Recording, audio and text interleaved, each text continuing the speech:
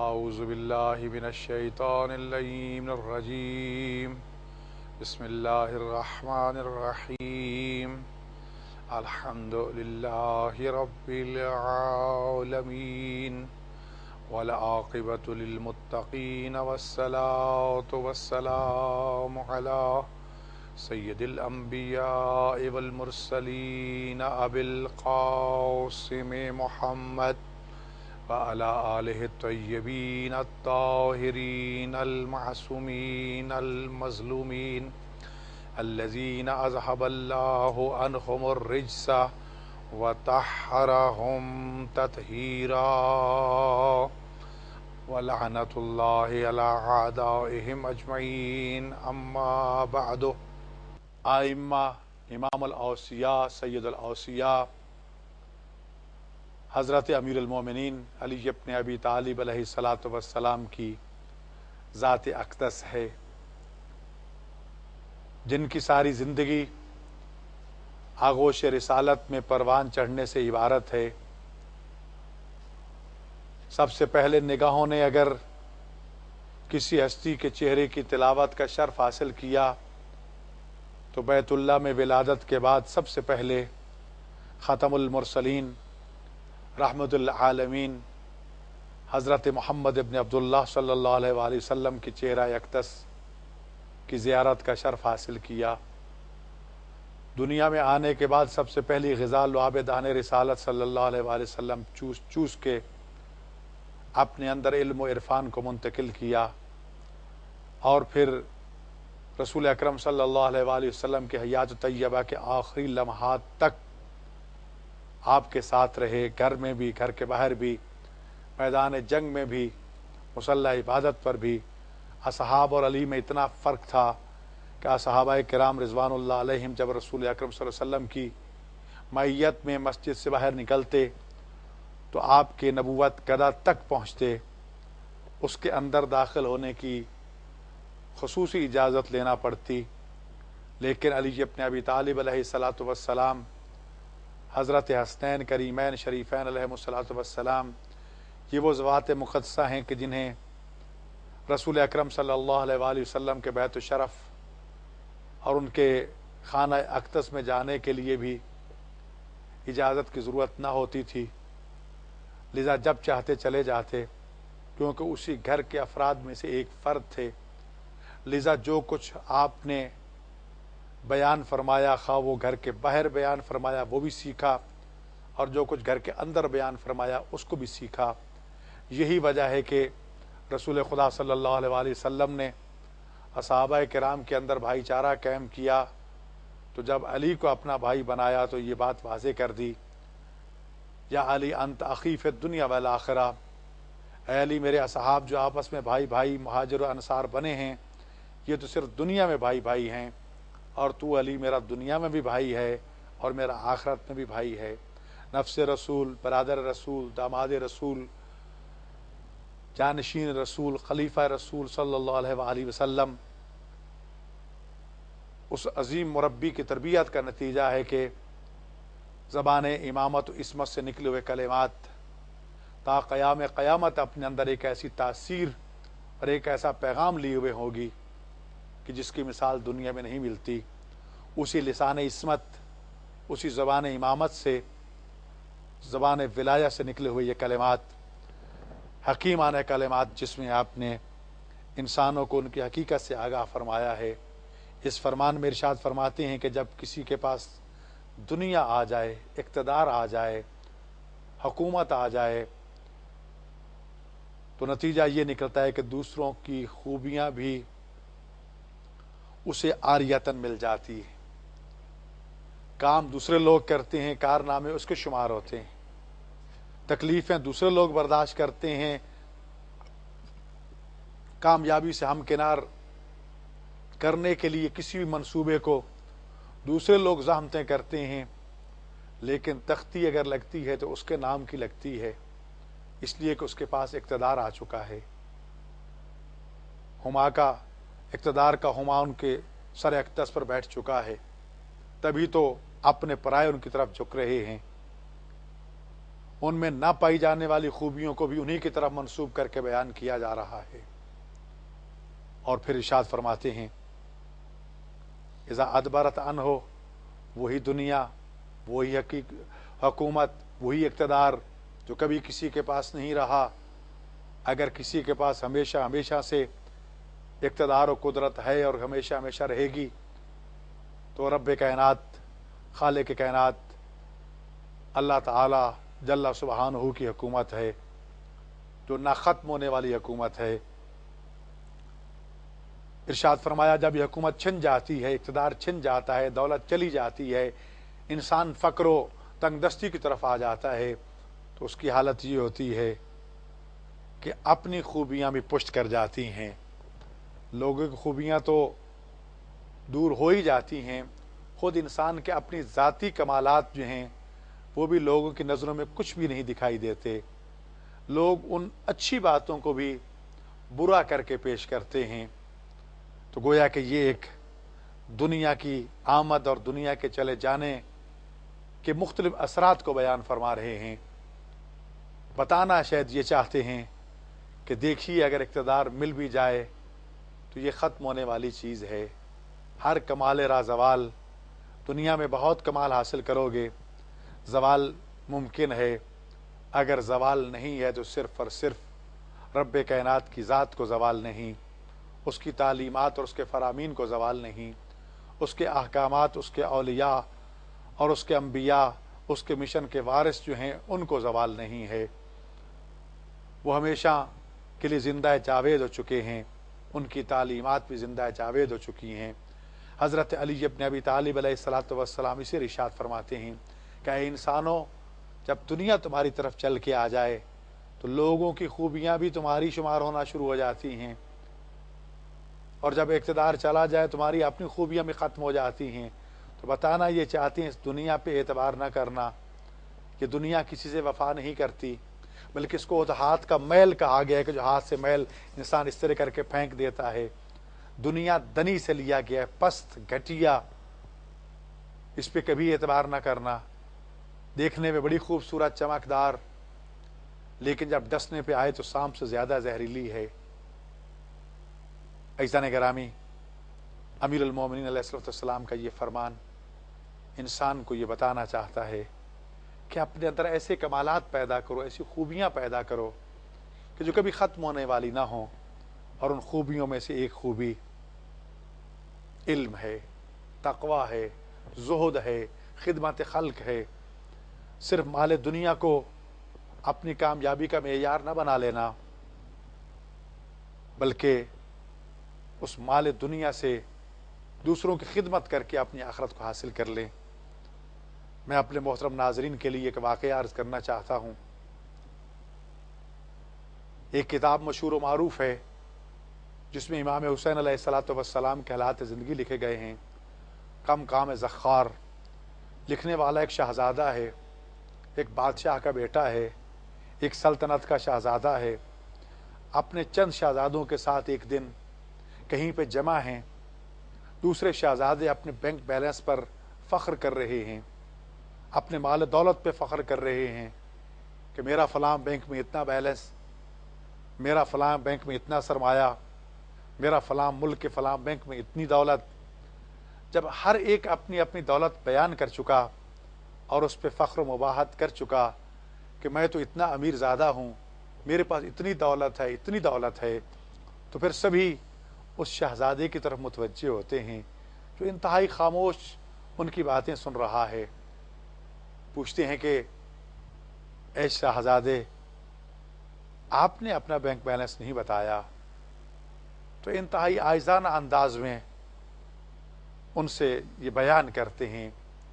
کہ میرا 2 بینکوں میں حساب ہے۔ ایک بینک حضرت امام موسیٰ کاظم علیہ الصلوۃ والسلام کا بینک ہے، اور حساب جو میرا ہے وہ یہ ہے کہ میں نے امام موسیٰ کاظم علیہ السلام کے حرم میں ایک صحن بنوایا ہے تاکہ امام کے زائرین جب آئیں تو آرام و سکون محسوس کریں، انہیں بیٹھنے کے لیے راحت محسوس ہو۔ ایک میرا یہ بینک بیلنس ہے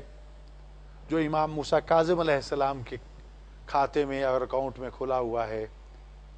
اور دوسرا میرا اکاؤنٹ امام حسین علیہ الصلوۃ والسلام کے بینک میں ہے، اور وہ میری یہ کتاب کم ذخار ہے۔ جب تک امام موسیٰ کاظم علیہ السلام کا حرم باقی ہے، اس حرم کا صحن باقی ہے، اس صحن میں عبادت کرنے والے بات گزار موجود ہیں، آنے والے کروڑوں زائرین آتے رہیں گے، اس شہزادے کے نیکیوں کے بینک بیلنس میں مسلسل اضافہ ہوتا رہے گا۔ اور امام حسین علیہ الصلوۃ والسلام کی شان میں ان کی لکھے جانے والی کتاب آج بھی موجود ہے، قیامت تک وہ اوراق موجود رہیں گے، اور جو کوئی بھی اس سے رہنمائی حاصل کرنا چاہے گا، جتنی رہنمائی لے گا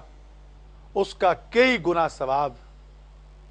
اس عالم بزرگوار، اس شہزادے کے حساب میں منتقل ہوتا جائے گا۔ روز قیامت جب وہ اپنے دونوں بینک کھولے گا تو اسے اتنا ڈپازٹ ملے گا کہ وہ خود حیران و پریشان ہو جائے گا۔ تو عزیزان گرامی، دنیا کو بھی استعمال کرنا ہے تو ایسے انداز میں استعمال کیجئے کہ تم دنیا سے چلے بھی جاؤ، تمہارا نامہ اعمال اور تمہارا بینک اکاؤنٹ جو ہے خدا کے کھاتے میں کھلا رہے اور اس پہ مسلسل نیکیاں بڑھتی جائیں، تب تو دنیا آپ سے روگردانی نہیں کرے گی۔ اور یہ بھی یاد رکھیے، مولا امیر المومنین علیہ السلام ارشاد فرماتے ہیں، تم جتنا دنیا کے قریب جانا چاہو گے دنیا اتنا ہی تم سے دور بھاگے گی، اور جتنا تم دنیا سے دور ہوگے اور دنیا سے نفرت کرو گے دنیا تمہارے پیچھے پیچھے آئے گی۔ یہ دنیا کی عادت ہے، یہ اس کی خصلت ہے، لہذا اگر دنیا چاہتی ہو تو دنیا کو پشت دکھاؤ، اس کی پرواہ تک نہ کرو، اس کو ذرا بھر بھی اہمیت نہ دو۔ لیکن اگر تم نے دنیا کو اہمیت دی، اس کو اپنے سر پہ مسلط کر لیا تو وہ تمہارے اوپر سوار ہو جائے گی اور تمہیں ذلیل و رسوا کر کے رکھ دے گی۔ حضرت امیر المومنین علی ابن ابی طالب علیہ الصلوۃ والسلام کا یہ فرمان ہمیں دعوت فکر دیتا ہے۔ حضرت امیر المومنین علی ابن ابی طالب علیہ الصلوۃ والسلام نے ارشاد فرمایا، خالط الناس مخالطۃ ان متم معها بقوا علیکم وان عشتم حنوا الیکم۔ آپ نے اپنے اس فرمان میں انسان کو زندہ رہنے کا ڈھنگ سکھلایا ہے۔ فرمایا لوگوں میں اس طرح زندگی بسر کرو، لوگوں سے اس طرح طور طریقے اپناؤ اور لوگوں کے درمیان اس طرح میل جول رکھو کہ جب تم مر جاؤ تو تم پر روتے ہوئے دکھائی دیں، اور اگر تم زندہ رہو تو ہر وقت تم سے ملنے کے مشتاق ہوں۔ گویا کہ یہ بتانا چاہتے ہیں کہ اے انسانوں، زندہ رہنے کا ڈھنگ یہ ہے، لوگوں کے اتنے کام کرو، لوگوں کی مشکلات میں اتنا شریک ہو جاؤ، ان کی پریشانیوں کو ختم کرنے کے لیے اپنے تمام تر وسائل بروئے کار لاؤ، اور ان میں اس طرح مخلوط ہو جاؤ، مل جو گھل مل جاؤ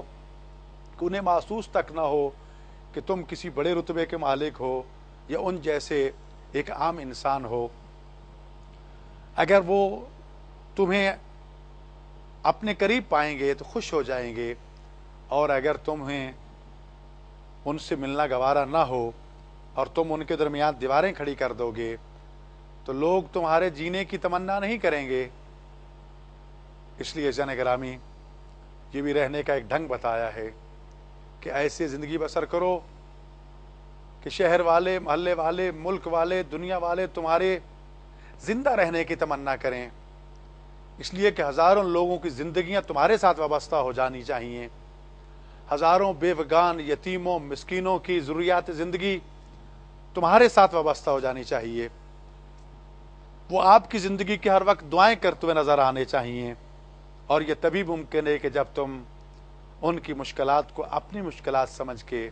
حل کرنے کے لیے تیار ہو جاؤ گے۔ اور پھر یہ بھی ایک کامیاب ترین زندگی کا بہترین نمونہ اور شاہکار ہے کہ دیکھو، اگر تم دنیا سے چلے بھی جاؤ تو تمہاری خوبیوں کو یاد رکھیں،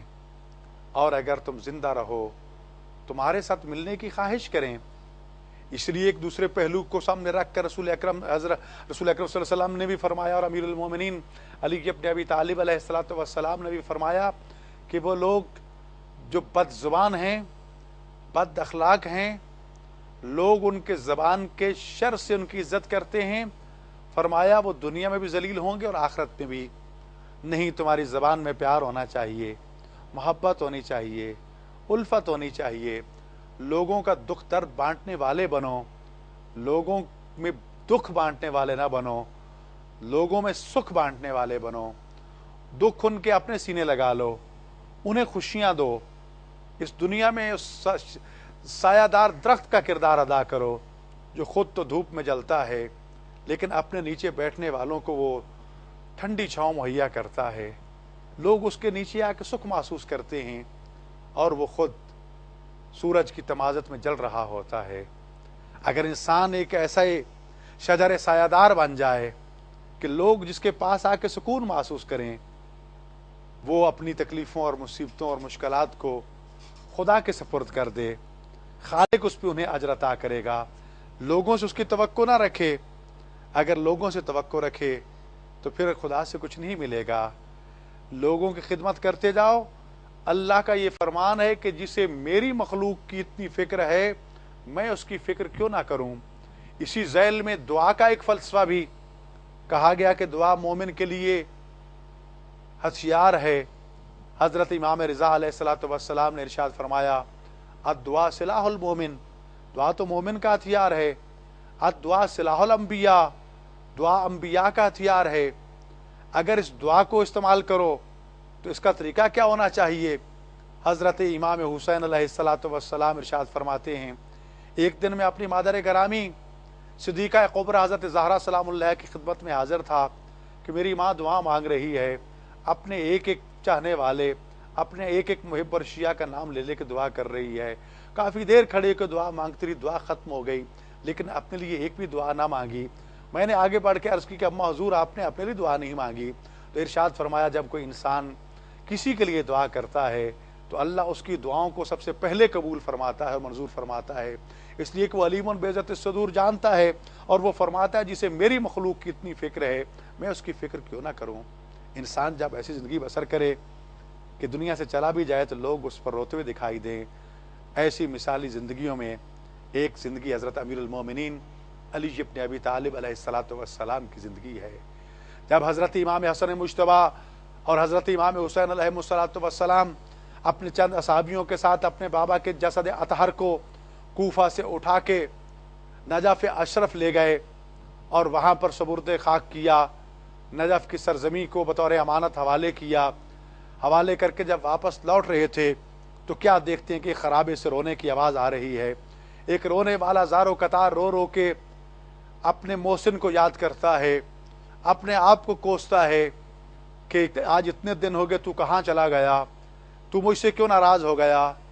میں تو اسے تیرا نام تک نہیں پوچھ سکا، میں تو اسے تیرے گھر کا پتہ تک معلوم نہیں کر سکا، وہ میرے محسن تو مجھ سے کیوں ناراض ہو گیا ہے۔ امام حسن مجتبیٰ علیہ الصلوۃ والسلام نے جب یہ کلمات سنے خرابے میں چلے گئے، دیکھا ایک اپاہج نابینا شخص بیٹھا ہے، سلام کیا، جواب سلام کے بعد پوچھا کہ بندہ خدا کیوں رو رہے ہو، کیا تمہارا گم ہو گیا ہے؟ تو عرض کرتا ہے کہ میرا بہت کچھ گم ہو چکا ہے، میرا ایک محسن تھا، ایک کریم تھا جو ہر روز پورے وقت پہ آتا تھا، لقمے بنا بنا کے میرے منہ میں ڈالتا تھا، میری ہر روز خدمت کیا کرتا تھا، آج تیسرا دن ہے وہ نہیں آیا، افسوس کہ میں نہ تو اس کا نام پوچھ سکا، نہ ہی اس نے کبھی مجھے بتایا، نہ ہی میں اس کے گھر کا پتہ معلوم کر سکا، نہ ہی اس نے مجھے کبھی بتایا، آج تیسرا دن ہے وہ نہیں آیا، خدا جانے مجھ سے کیوں روٹھ کیا ہے۔ اے بندہ خدا اگر تمہیں اس کا کوئی علم ہے تو مجھے بتا دو، میں جا کے اس سے معافی مانگ لیتا ہوں۔ امام حسن مجتبیٰ علیہ السلام نے پوچھا تیرے پاس اس کی کوئی نشانی تو ہوگی؟ کہاں اتنا ضرور ہے کہ جب بھی وہ یہاں تشریف لاتے تھے تو یہاں کا ذرہ ذرہ تن کا السلام علیکہ یا امیر المومنین کہہ کے سلام کیا کرتا تھا۔ امام حسن مجتبیٰ علیہ السلام رو کے فرماتے ہیں کہ وہ بندہ خدا اس امیر المومنین علی ابن ابی طالب علیہ الصلوۃ والسلام کو دنیا کے ظالموں نے قتل کر دیا ہے اور ابھی میں سرزمین نجف کے حوالے انہیں کر کے آ رہا ہوں۔ یہ سننا تھا کہ وہ شخص چیخ مار کے کہتا ہے کیا علی ابن ابی طالب جیسے کریم اور محسن انسان بھی قتل کیے جانے کے قابل ہیں؟ یہ کہا اور روح پرواز کر گئی۔ اللہ اکبر، یہ تھی محبت امیر المومنین کے ساتھ اس شخص کی، اس دکھی شخص کی، اس اپاہج انسان کی، اس نابینا انسان کی، لیکن جس کا دل ولایت علی کے نور سے منور تھا، جو معرفت کی ان بلندیوں پر فائز تھا کہ یہ سننے کے بعد برداشت نہیں کر سکا۔ تو عزیزان گرامی، رہنے کا طریقہ بتا دیا، اب ہم نے کوشش کرنی ہے کہ کیا امیر المومنین کے بتائے ہوئے طریقے پر عمل پیرا ہو کر اس دنیا میں کامیاب انسان اور جب دنیا سے جائیں تو ایسے ساتھی چھوڑ کے جائیں جو ہمارے لیے دعا کرتے ہوئے دکھائی دیں. کیا ہم نے انتظام کر لیا ہے؟ تو خدا کو شکر ادا کیجئے. اگر نہیں کیا تو اب بھی وقت موجود ہے، اس وقت سے فائدہ اٹھائیے، ایسی زندگی بسر کیجئے کہ لوگ تمہیں چاہنے والے بن جائیں، تمہاری زندگی کے متمنی بن جائیں. اور خدا نخواستہ اگر دنیا سے چلے جاؤ، یقیناً جانا ہے ہر انسان نے، تو تمہاری جدائی میں وہ روتے ہوئے نظر آئیں. اللہ تعالی ہمیں سرکار امیر المومنین علی ابن ابی طالب علیہ الصلوۃ والسلام کی اس سیرت طیبہ پر چلنے کی توفیق عطا فرمائے، ان کے فرامین کو عملی جامہ پہنانے کی توفیق عطا فرمائے، اور ہمیں صحیح معنوں میں سچا، مخلص، ہمدرد، غمخوار مسلمان بننے کی توفیق اور سعادت حاصل ہو. بہت بہت شکریہ. والسلام علیکم ورحمۃ اللہ وبرکاتہ.